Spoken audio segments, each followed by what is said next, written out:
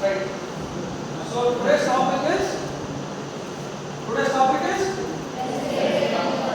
respiratory. We mainly study two things. One is cough, the other is asthma. Right? Remember? Asthma. I'll still brief you people about asthma in the later part of the class.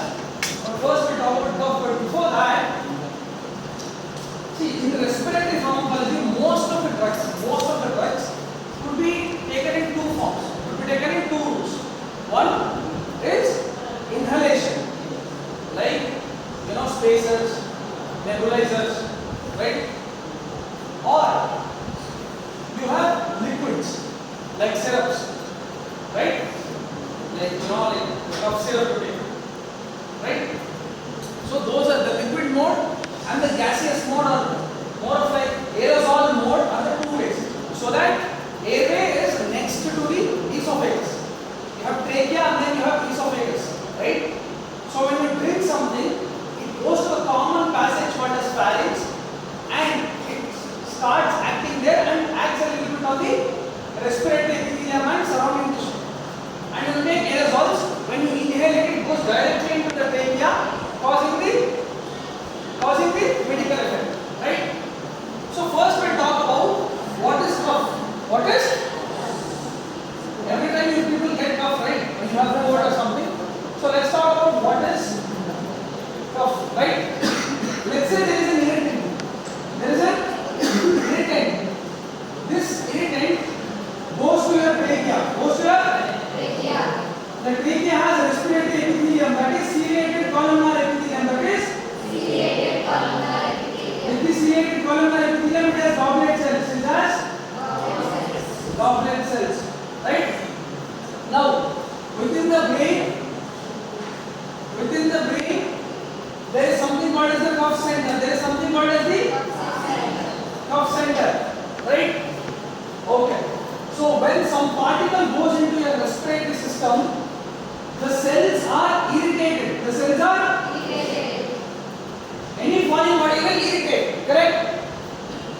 Once the irritation starts happening, these goblet cells start producing mucus. They start producing mucus, correct? It is thick in nature. It has mucopolysaccharides in it. It has, right? It has mostly mucus in origin. Now, so this trachea then it divides into bronchus, primary bronchus. The bronchus will constrict. Right? The trachea will have bronchus, then will have primary bronchioles, secondary bronchioles. So the bronchus will constrict. Right? Okay. Now, if this irritant has come into the respiratory epithelium, it will also stimulate the brain. Something goes into the body, the nerves will take the impulse to the brain. Correct? Within the brain, there is something called as the cough center. This will increase the autonomic nervous system activity towards the respiratory system. It will increase the. There will be ANS override.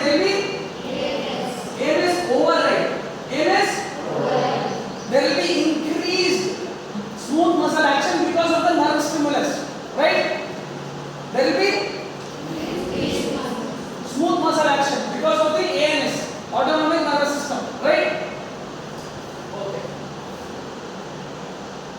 So this thing is contracting, secreting, this thing is stimulating, overdriving. Done? Makes sense?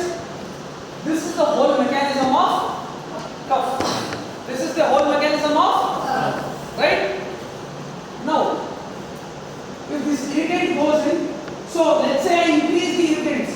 If there is 1 unit of irritant, if I give 3 units of irritant, what will happen?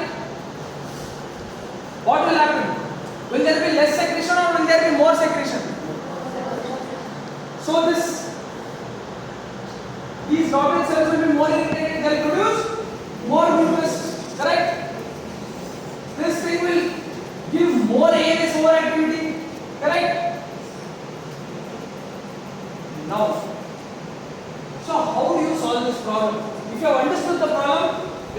immediately solve the problem, right?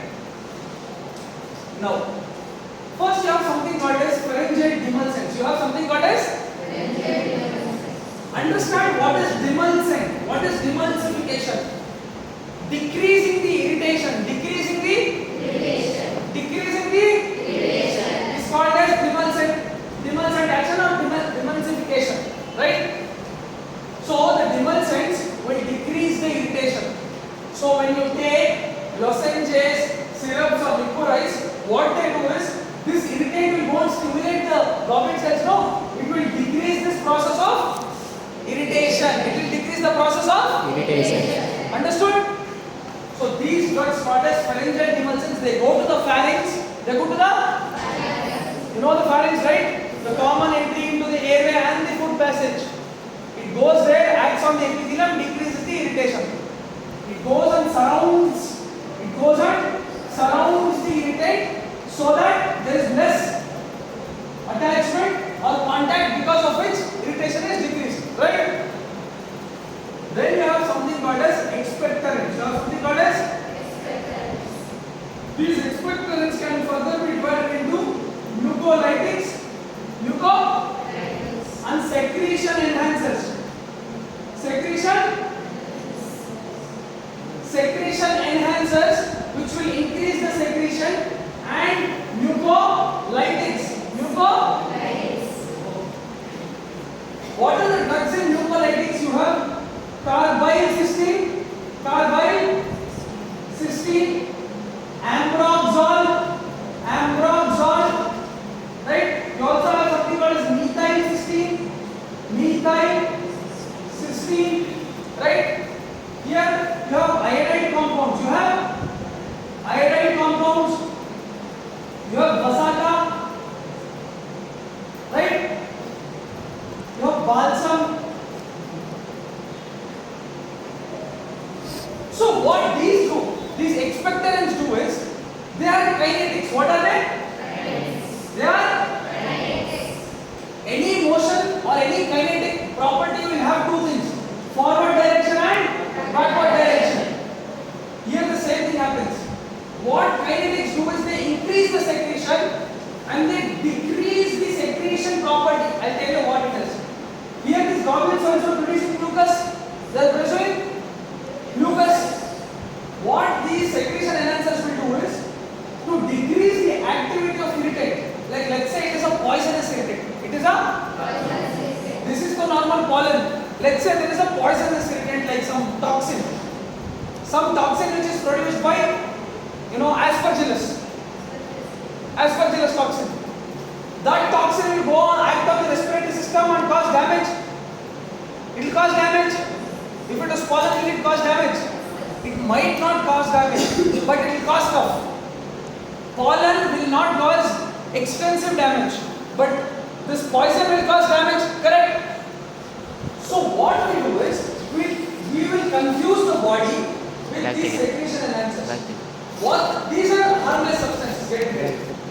These are harmless substances.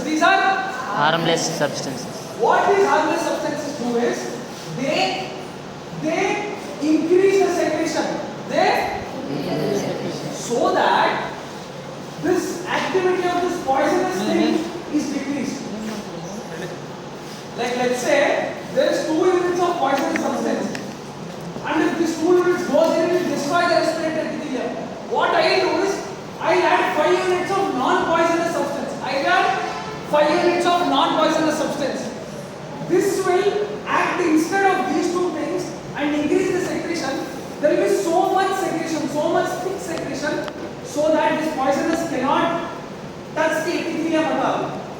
This poisonous thing is not about, there is only 2 poisonous irritants in it. It will go and attack this epithelium and cause damage. What I will do is I will add artificially 2 more irritants. They will produce so much fluid that these 2 things cannot go and attach to the epithelium at all. Make sense? So that's what these secretion enhancers do.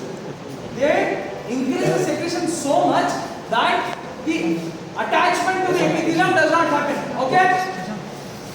What mucolytics do is, this mucopolysaccharide is there, no? This cysteine group, this It is a sulfur containing compound. Cysteine is a. These cysteines will act upon the mucopolysaccharides and destroy them. They break it down. So they make it very thin. They make it Very thin.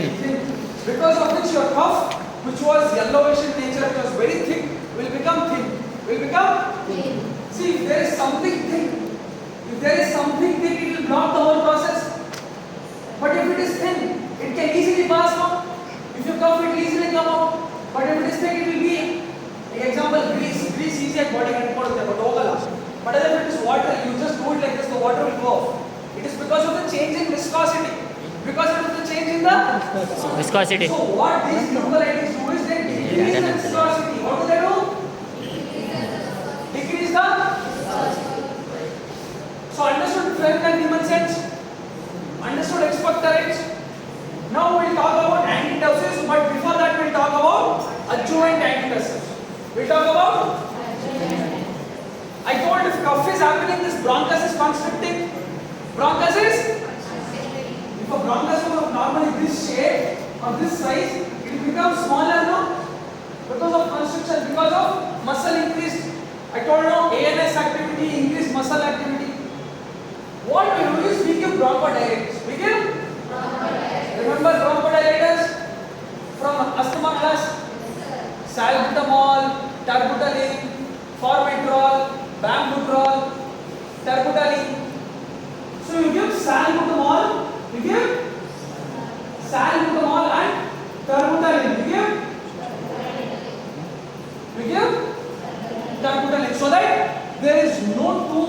See, the problem is too much coughing will cause too much of muscle contraction and you cannot breathe pure oxygen inside. That is the problem. Because oxygen will not go into the lungs will get damaged. So, to make sure that there is oxygen going in, we have to increase the size of the lumen.